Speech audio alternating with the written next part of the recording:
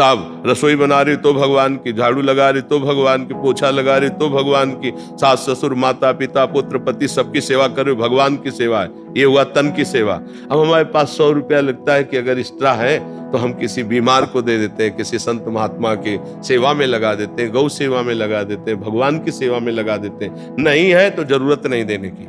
साधु की ममता अर्थ देने वाले के प्रति नहीं होती, ध्यान रखना। ये हम बड़े बड़े सिद्धों को देखा है, खूब सेवाएं हुई और फटकार के बाहर खड़े कर दिया। सिद्धों की बात कह रहा हूं, अच्छे अच्छे महापुरुषों की। लेकिन ऐसे अभी किसी संस्था में हम अभी दान देते हैं तो कोई कम देता है, कोई ज्यादा देता है। अपबल तपबल और बाहुबल चौथो बल है दाम, सूर किशोर कृपाते हारे को हरिनाम। जो हार गया, जिसे धन का भी बल है तो भगवान मिलने वाले नहीं है। उसके आगे लिखे तन, मतलब समय की, वहां समय दिया जाए मंदिर में, या मन सिमरन किया जाए, या धन। हमारे शरीर से जितनी चेष्टाएं होती है सब भगवान के लिए होती है। मानो सुबह से उठने से लेकर शयन तक, शयन से लेकर सुबह तक। साहब रसोई बना रही तो भगवान की, झाड़ू लगा रही तो भगवान की, पोछा लगा रही तो भगवान की, सास ससुर माता पिता पुत्र पति सबकी सेवा कर रहे हो, भगवान की सेवा है। ये हुआ तन की सेवा। और मन को रखो करुणा निधान भगवान के नाम के चिंतन में, और जो धन है वो परिवार की सेवा में लगाओ। परिवार रूपी भगवान ही है, उनकी सेवा में लगाओ। हाँ, अब अपने पास 4 रोटी है, एक ज्यादा हमें लगता है कि तो हम किसी को दे देते हैं, किसी कुत्ते को दे देते हैं, गाय को देते हैं, किसी भूखे को। अब हमारे पास 100 रुपया लगता है कि अगर एक्स्ट्रा है तो हम किसी बीमार को दे देते हैं, किसी संत महात्मा की सेवा में लगा देते हैं, गौ सेवा में लगा देते हैं, भगवान की सेवा में लगा देते हैं। नहीं है तो जरूरत नहीं देने की। नाम जब से सब ठीक हो जाएगा। धन या तन ये सब हमारा सेवा में लग रहा है। परिवार भगवान का दिया हुआ है, वही सेवा करो, वही भगवान का स्वरूप है। अलग से कहीं भाग करके भंडारा करने की जरूरत नहीं। हाँ है, एक्स्ट्रा में आपको लगता है तो कीजिए, नहीं है तो भगवान ने ऐसी मांग नहीं की है, ऐसी मांग नहीं की है। पति में भगवान को देखो, पुत्र में भगवान को देखो, पत्नी में भगवान को देखो, उसी परिवार की आराधना करते हुए भगवान में पहुंच जाओगे। और भागे घूमो तो जब घर में भगवान की भावना नहीं कर पाए तो मंदिर में कहां से भगवान की भावना कर पाओगे? फिर धोखा ही धोखा मिलेगा। हमारी बात सत्यता से समझ लीजिए। नाम जप कीजिए, जितनी सेवाएं हैं वो सब भगवान के लिए मैं कर रही हूं।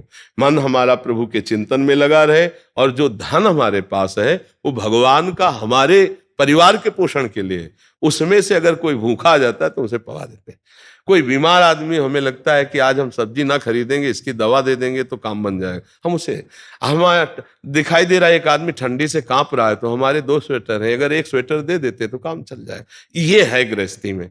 अब जिनके पास बहुत है तो वो भी अपने हिसाब से करें। धन की मांग भगवान ने कहीं नहीं की है।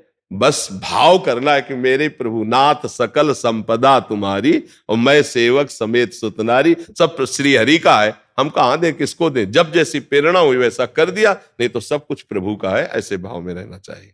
भगवान का भक्त भक्ति से प्रसन्न होता है। भगवान का जितना नाम जप करोगे उतने आप प्राण प्रिय बनोगे भक्तों के। रुपया देके और भक्तों के प्रिय बन जाओ तो ये समझ लो कि वो तुम्हारे जैसा ही है। नहीं, ऐसा कदापि नहीं हो सकता। अर्थ देने वाले के प्रति ममता साधु की हो ही नहीं सकती। साधु की ममता अर्थ देने वाले के प्रति नहीं होती, ध्यान रखना। ये हम बड़े बड़े सिद्धों को देखा है, खूब सेवाएं हुई और फटकार के बाहर खड़े कर दिया। सिद्धों की बात कह रहा हूं, अच्छे अच्छे महापुरुषों की। जगह खरीदी, कुटिया बनाई, इसके बाद उनके लिए निषेध हो गया, आप कुटिया में नहीं घुसोगे। सब उत्सव हो रहा है, सब आ रहे हैं जा रहे हैं, वो बाहर दरवाजे के खड़े हैं, वो खिड़की से झांक के देख लेते हैं। जब चेहरे में कोई सिकन नहीं तब शाम के खड़े रहे, वो ऐसे शाम के बुलाया और कहा प्रसाद ले लीजिए, निहाल कर दिया। तनिक भी देहाभिमान, तनिक भी दान का भाव नहीं।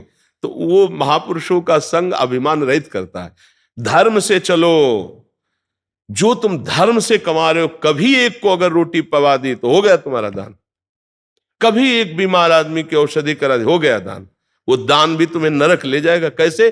पाप किया हुआ धन जब आप दूसरे को दोगे तो उसकी बुद्धि में पाप ही चढ़ेगा, उसकी बुद्धि पवित्र नहीं होगी, तो पाप का ही विस्तार हुआ। इसलिए हम इस बात का खंडन करते हैं, धर्म पूर्वक चलो, उसमें जो आपके पास है। ऐसा लगता है कि भगवान आज भूखे इस रूप में आए, आप अपना भोजन पवा दो, फिर देखो उस दिन भूखे रहोगे ना तो हृदय विशेष शीतल रहेगा।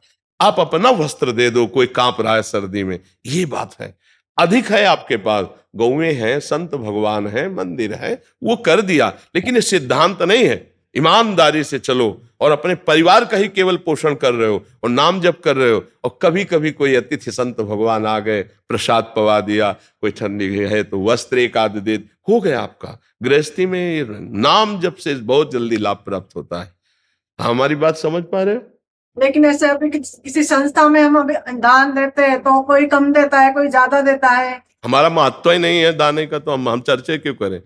हमारा जो दान शब्द है वो केवल नाम जप के लिए, अपनी श्वासों का दान करो, एक एक श्वास सुमिरन में लगाओ, इससे बड़ा कोई लाभ नहीं है। रुपया पैसा है, सबसे बड़ा दान श्वासों का दान। राधा राधा राधा, तुम्हारा परम मंगल हो जाएगा, हमारी बात मान लो। और बहुत धनी हो तुम्हें है कि दान ही करना है, हम कह रहे कि बड़े बड़े गौशाला खुले, खूब हरा चारा खरीदो और गौओं को पवा दो जाकर के, वो बात अलग है।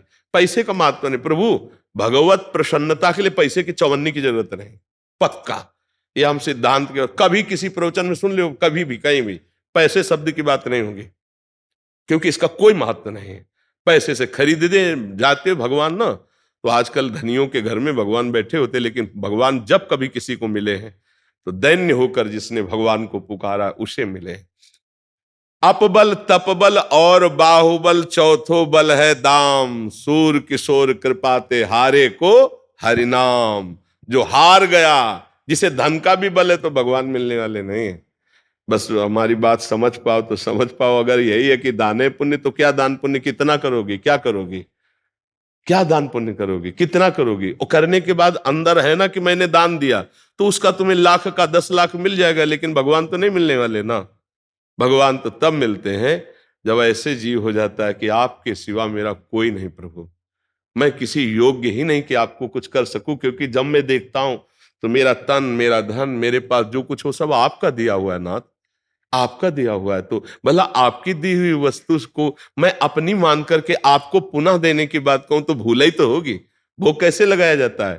तो दीयम वस्तु गोविंदम तुभ्यमेव समर्पय, हे गोविंद आपके द्वारा दी वस्तु आपको समर्पित करते हैं। तो इसे दान कह सकते हो क्या? अरे प्रभु की वस्तु प्रभु को समर्पित करो, इसमें कौन सा तुम्हारा उसमें बड़ी बात हो गई? तो दान शब्द का मात तो समझिए, आपके पास जो कुछ है, तन मन जो भी है, वो प्रभु का दिया हुआ है। आप धर्म पूर्वक पालन कीजिए। अगर कभी संयोग बन जाता है ऐसा कि कोई भूखा है, कोई भी, तो आप उस समय अपनी न सोचकर उसके सुख की बात कीजिए। ये बात तो आपको मंगल करेगी, और ये सब अहंकार को पुष्ट करने वाला है। इससे ज्यादा लाभ की आशा मत रखिए। क्यों?